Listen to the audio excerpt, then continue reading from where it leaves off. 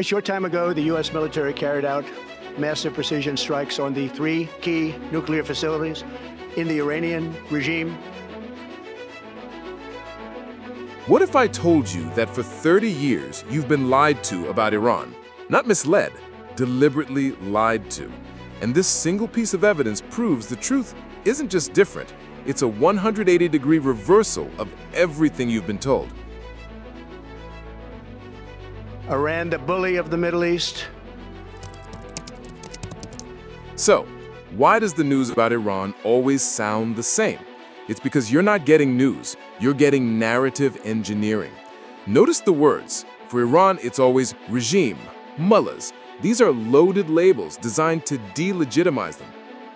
When Iran retaliates, it's aggression. When Israel carpet-bombed Gaza, it's defensive measures. When Iran launches a satellite, it's a missile threat. When Israel has an estimated 90 nuclear weapons, it's cricket. This isn't journalism. It's a psychological operation, and it's the air cover for a war you were never meant to see. But this propaganda has a real-world cost. It provides cover for a silent, shadow war, fought not with armies, but with assassins. On July 23, 2011, PhD student Dariush Rezaeinejad was driving home with his wife and 5-year-old daughter. As they pulled up to their house, assassins on a motorcycle shot him 5 times, executing him in his car while he held his daughter's hand. She watched her father die, and her story is not an isolated nightmare. So far, at least 18 Iranian scientists and engineers have been assassinated over the years, many, just like Dariush, murdered in front of their wives and children. And the attacks are escalating. This was the family of Dr. Mohammad Reza Siddiqui. On June 13th, an Israeli airstrike on his residence in Tehran killed his 17-year-old son. Dr. Siddiqui moved to his hometown to bury his son, and he was targeted again. And this time, they killed him and 12 members of his family who were with him. Now ask yourself again, a father executed in front of his child, an entire family wiped out in an instant. The media calls these mysterious setbacks. This is not a mystery, it is terrorism. Imagine if the same had happened in Boston, London, or Berlin. What would the world's reaction be? So why? Why the 30-year lie? The answer is simple. They don't fear a weak Iran. They're terrified of a strong, independent one.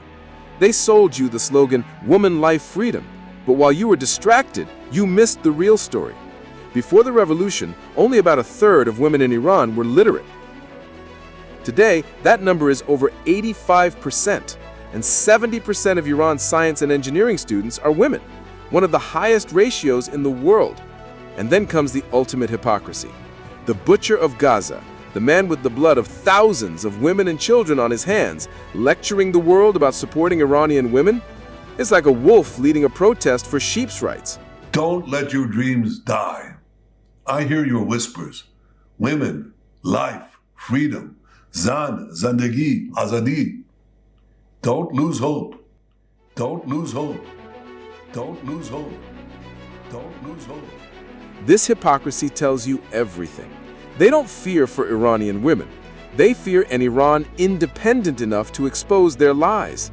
And those lies are the political cover they need, the public justification to sanction a nation into submission and to lay the groundwork for a future war. So while the West brought economic warfare and the threat of bombs, Iran built a response, a network of resistance. When Gaza was being carpet-bombed and the world offered only thoughts and prayers, it was Iran that sent real support. And for that, they paid the price. When ISIS rampaged across the region, it was Iran's General Qasem Soleimani who led the forces that defeated them on the ground. For that, they assassinated him.